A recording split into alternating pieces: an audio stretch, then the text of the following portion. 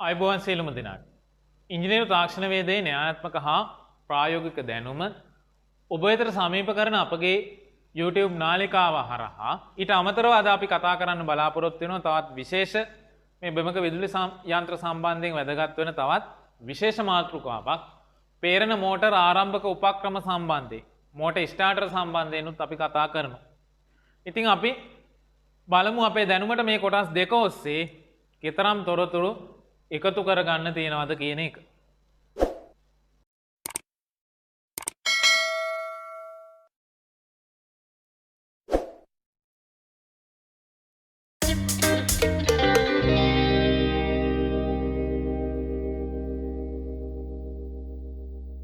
ඊගාට අපි බලමු මේ පේරණ මෝටර් ආරම්භක උපක්‍රම සම්බන්ධයෙන්. පේරණ මෝටර් ආරම්භක උපක්‍රම අපි හඳුන්වනවා මෝටර් ස්ටාර්ටර්ස් කියලා. Motor starter. දැන් සාමාන්‍ය ස්විච් එකේ මෝටරයක් ඔන් ඔෆ් කරන එක අතරයි මෝටර් ස්ටාර්ටරයක් හරහා මෝටරයක් ඔන් ඔෆ් කරන එක අතරයි වෙනස මොකක්ද? දැන් අපි හිතමු සාමාන්‍ය ස්විච් එකේ මෝටරයක් අපි ඔන් කරලා තියෙනවා කරන්ට් එක යනවා හදිස්සි. කරන්ට් එක ගිහිලා කරන්ට් එක ආපු ගමන් මොකද වෙන්නේ? අර ස්විච් එක අපිට ඕෆ් කරන්න අමතක වුණා නම් කරන්ට් එක ආපු ගමන් එතන ඉඳලා දිගටම අර මෝටරේ දුවනවා. එතකොට සාමාන්‍යයෙන් අර හානියක් නොවි ක්‍රියාත්මක වෙන උපකරණයක් නම් ගැටලුවක් නැහැ. එක දිගට ක්‍රියාත්මක වුණා කියලා මෝටරේට හානියකුත් නැහැ. ඒ අදාළ ද්‍රව්‍ය වලට හානියකුත් නැහැ. ස්ථානයකට හානියකුත් නැහැ නේද? හානියක් නැහැ. හැබැයි විදුලිය වැයවීම සිද්ධ වෙනවා. හැබැයි මෝටර ආරම්භක ස්විච් එක මේ මෝටර් ස්ටාර්ටර් එකකින් අපි මෝටරේ ක්‍රියාත්මක කරලා තිබුණොත් අපි ක්‍රියාත්මක කරලා තියෙද්දි විදුලිය හදිස්සියේ විසන්ධි වෙලා විදුලිය ආපහු ආවා කියලා අර මෝටරේ ඉබේ ක්‍රියාත්මක වෙන්නේ නැහැ. ඉතින් එතකොට මේ මෝටර් ස්ටාර්ටරේ විශේෂ කාර්ය කීපයක් කරනවා. එකක් තමයි මේ මෝටරේට සම්බන්ධ විදුලිය ගෙනියන රැහැන්, සිඟිති පරිපත බිඳින පුලුසු ඒ වගේ දේවල් ආරක්ෂා කරනවා අර ආරම්භක ධාරාවෙන්. මොකද හේතුව මෝටරයක් සාමාන්‍යයෙන් ඕනින් මෝටරයක් පේරණ මෝටරයක් ක්‍රියා ආරම්භ කරනකොට ආරම්භක ව්‍යාවර්තය ගන්න සාමාන්‍ය ධාරාව වගේ 6 ගුණයක් විතර ධාරාවක් සැපයුමෙන් ඇදලා ගන්නවා. හොඳම උදාහරණය තමයි ගෙදර විදුලි පහන් ඔක්කොම වගේ පත්තු වෙන වෙලාවක තනිත් උපකරණත් වැඩ කරන වෙලාවක ගෙදර වතුර මෝටරය ඔන් කළොත් ඔබ දකිනවා වතුර මෝටරය ඔන් කළා කිසියම් වෙලාවක් යනකම් තප්පර ගාණක් යනකම් මොකද වෙන්නේ? ගෙදර ලයිට් ඩිම් වෙනවා. ඩිම් වෙලා මෝටරේ නියමිත වේගයට ආවට පස්සේ තමයි අර ගෙදර ලයිට් සාමාන්‍ය එළියට ආපහු දැල් වෙන්න ගන්න. ඒ වගේ තමයි ඕනින් මෝටරයක් ක්‍රියා ආරම්භ කරනකොට සැපයුමෙන් ලොකු ධාරාවක් ගන්නවා. ඒකට හේතුව තමයි මේ අවස්ථාවේ ශේෂ චුම්බකත්වයේ බිඳුව වීම. අපි ඉස්සරහට කතා කරනවා. එතකොට ඔන්න ඔය හේතුවෙන් හින්දා සාමාන්‍ය ස්විච් එකක් හරහා මෝටර ඔන් නොකර ප්‍රමාණයෙන් විශාල මෝටර් ඊට පස්සේ සුවිශේෂී කාර්යයන් කරන මෝටර් මේ මෝටර ආරම්භක හරහා අපි ඔන් කරනවා. හරි. උපයෝගීතාව බලමු. පේරණ මෝටර් භවනය වීම ආරම්භයේදී එහි ප්‍රමත ධාරාව මෙන් 6 ගුණයක පමණ අධි ධාරාවක් සැපයුමෙන් ලබා ගනී. ඊට හේතුව වනුයේ ආරම්භක මොහොතේ භ්‍රමකය එහෙම නැත්නම් ආමේචරය භ්‍රමකය හෝ ආමේචරය තුල ප්‍රේරිත විද්‍යුත්ගාමක බලය ශූන්‍ය වීමයි. මේ ප්‍රේරිත විද්‍යුත්ගාමක බලය ශූන්‍ය වීම නිසා තමයි අධි ධාරාවක් ගන්න. එම අධි ධාරාව හේතුවෙන් මෝටර් ක්‍රියා ආරම්භයේදී මෝටරේ දඟර ජව සැපයුම් පරිපත සඳහා සිඟිති පරිපත බිඳින සඳහා විලායක හා ස්විච් සඳහා වන හානි වළක්වා ගැනීම විශේෂිත මෝටර ආරම්භක පද්ධති හරහා සැපයුම සම්බන්ධ කළ යුතුය. එතකොට මේ මෝටර ස්ටාර්ටර් හරහා සම්බන්ධ කළොත් ඔන්න ඔය කියන හානි ටික වළකිනවා. අනික තමයි මෝටරේ විදුලි සැපයුම විසන්ධි වෙලා ආපහු ආවට පස්සේ ඉබේ ක්‍රියාත්මක වෙන්නේ නැහැ. ඒකෙන් ඒ පාරිභෝජනය කරන ඒ භාවිත කරන පුද්ගලයාට වෙන හානි, ද්‍රව්‍ය වලට වෙන හානි නේද? විදුලිය නාස්තියෙන් වෙන හානි ඒ සියල්ලම වළක්වා ගන්නත් පුළුවන්. මෝටර ආරම්භකවල කාර්ය. මෝටරේ ක්‍රියා ආරම්භයේදී මෝටරේ දඟර ජව සැපයුම් පරිපත සඳහා සිඟිති පරිපත බිඳින සඳහා විලායක හා ස්විච් සඳහා වන හානි වළක්වා ගැනීම. ඔන්නෝක තමයි වැදගත් එක කාර්යයක්. ඊගාව කාර්යය. විදුලිය විසන්ධි වී යලි පැමිණි පසු මෝටරේ ඉබේ නැවත ක්‍රියාත්මක වීම වැළැක්වීම. උදාහරණයක් අපි ගන්නකො කර්මාන්ත ශාලාවක තියෙන මොකක් හරි යන්ත්‍රයක් හදිස්සියේ විදුලිය බිඳ වැටීමක් නිසා විදුලිය විසන්ධි වීමක් නිසා ওই මෝටරේ නතර වෙලා තියෙනවා. ඒකේ සේවකයෙක් අපි හිතමුකෝ ඕක දන්නේ නැතුව මෝටරේ නතර වෙලා කියලා හිතලා අපි හිතමු ඔය ක්‍රියාත්මක වෙන යන්ත්‍රය ඇතුළට අත් දෙක දාගෙන වැඩ කර කර ඉන්න. ඒ වගේ අවස්ථාවක දැන් මෝටරේ ස්විච් එක ඕෆ් කරලා නැහැ. හදිස්සිය ආපහු විදුලිය ආවොත් නේද? ඒ වෙන අනතුර ගැන ආයේ කතා කරන්න දෙයක් නෑ. ඔබට මවා ගන්න පුළුවන් මොන වගේ තත්ත්වයක් ඇති වේද කියලා. නේද? ඒක නිසා ඒ වගේ විශාල අනතුරු ඇති වෙන්න පුළුවන් ඔය සාමාන්‍ය ස්විච් එකක් කරහා මෝටරයක් ක්‍රියාත්මක කිරීම නිසා.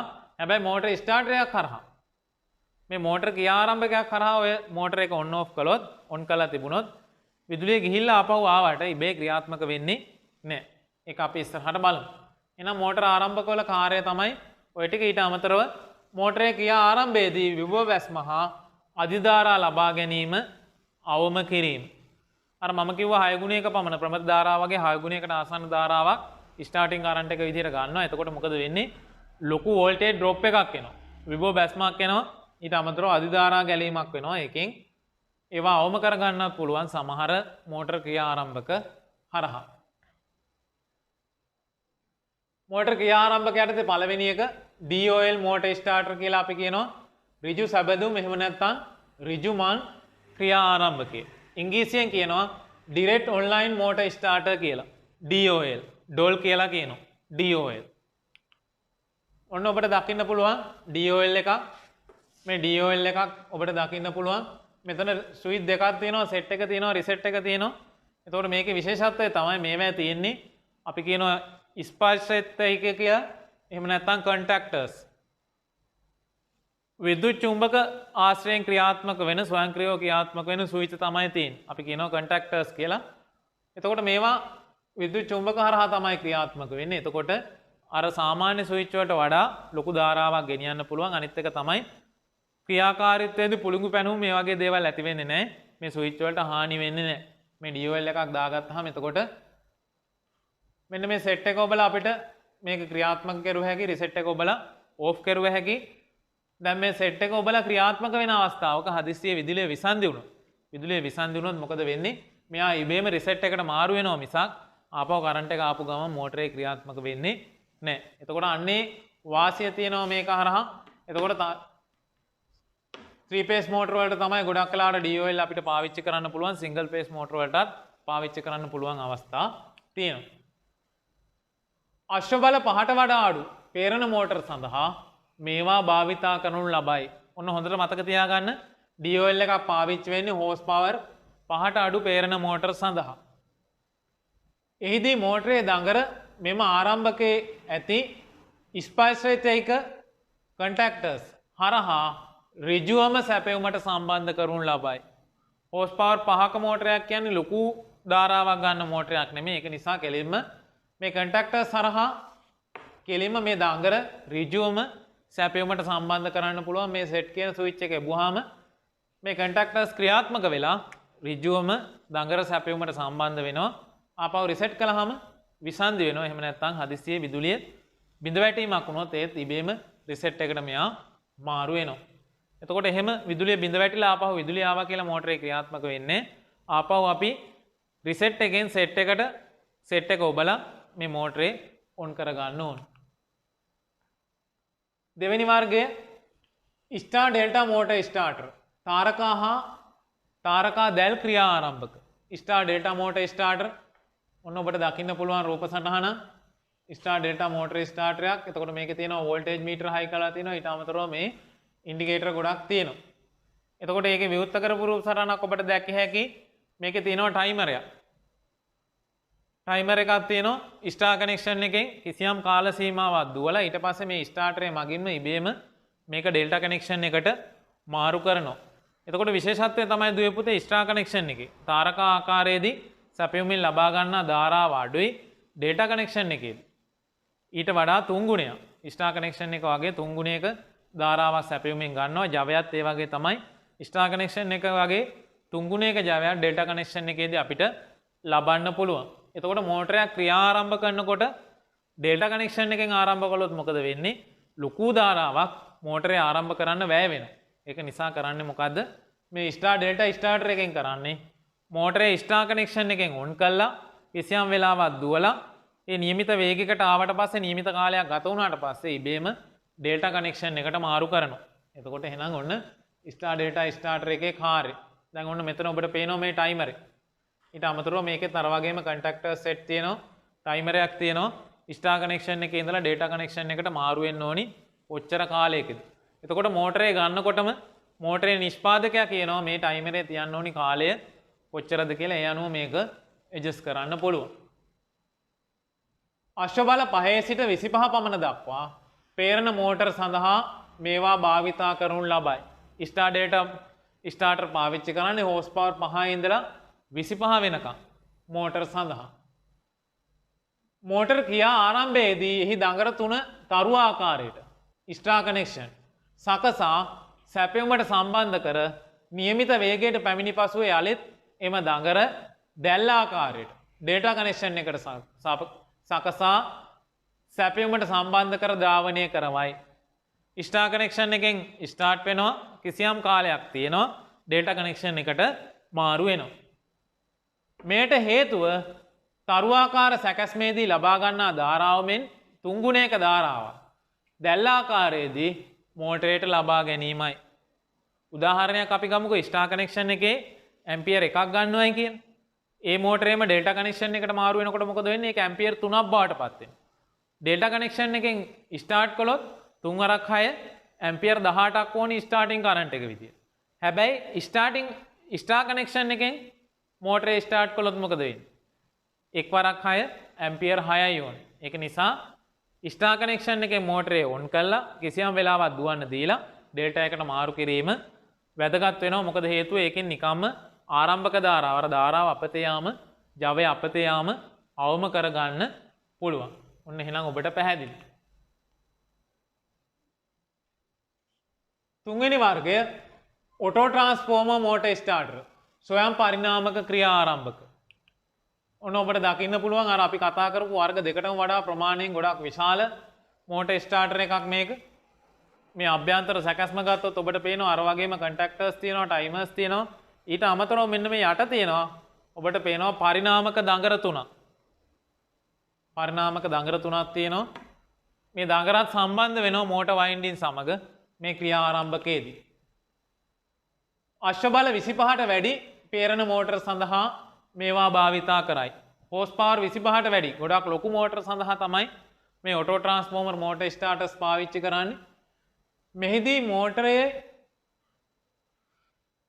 මෝටරේ ස්ථායුකයේ දඟර 3 සඳහා ස්වයං පරිණාමක 3ක් කරහා සැපයුම් වෝල්ටීයතාව ලබා දෙනු ලබයි. එතකොට ලොකු මෝටරයක් හින්දා කෙලින්ම කරන්ට් එක ඩිරෙක්ට් දෙන්නේ නැහැ. මෙන්න මේ ට්‍රාන්ස්ෆෝමර් කොයිල් 3ක් කරහා තමයි වයින්ඩින් වලට කරන්ට් එක දෙන්නේ. එතකොට වයින්ඩින් වල ප්‍රතිරෝධයයි ට්‍රාන්ස්ෆෝමර් වල ප්‍රතිරෝධයයි දෙකම එකතු වෙලා ආරම්භක ධාරාව මොකද වෙන්නේ දුවේ පුතේ? ප්‍රතිරෝධය වැඩිවීම හේතුවෙන් ධාරාව ඉබේම අඩු වෙනවා.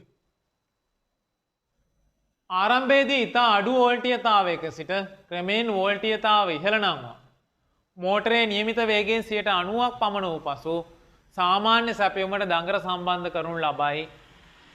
එතකොට මේකේ කරන්නේ මොකද්ද? මේ ට්‍රාන්ස්ෆෝමර් හරහා වෝල්ටීයතාව අඩු කරලා අර වයින්ඩින් වලට දෙනවා. එතකොට මෝටරේ හිමින් ක්‍රියාත්මක වෙන්න පටන් ගන්නවා. ඊට පස්සේ මෙයා මොකද කරන්නේ? ටික ටික මේ ට්‍රාන්ස්ෆෝමර් වල ප්‍රතිරෝධයගේ වෙනස් කරගෙන ගිහිල්ලා වෝල්ටේජ් එක වැඩි කරනවා. වැඩි කරගෙන ගිහිල්ලා මෝටරේ නියමිත වේගයෙන් 90ක් ආවට පස්සේ මොකද කරන්නේ? මේ ට්‍රාන්ස්ෆෝමර් ටික ඉවත් කරලා අර මෝටර් වයින්ඩින් ටික මොකද කරන්නේ? ඩිරෙක්ට් සැපයුමට සම්බන්ධ කරනවා. මෙහිදී ආරම්භක අධිධාරාව පාලනය කරගත හැකියි. මේ ට්‍රාන්ස්ෆෝමර් හරහා කරන්ට් එක දෙන හින්දා අර මම කිව්වේ ප්‍රතිරෝධක දෙක එකතු වෙලා අධිපතිරෝධය නිසා ධාරාව ආරම්භක ධාරාව ඉබේම පාලනය වෙනවා. එහෙනම් ඔන්න ඔටෝ ට්‍රාන්ස්ෆෝමර් මෝටර් ස්ටාර්ටර් භාවිතා කරන්නේ අශ්ව බල 25ට වැඩි මෝටර් සඳහා.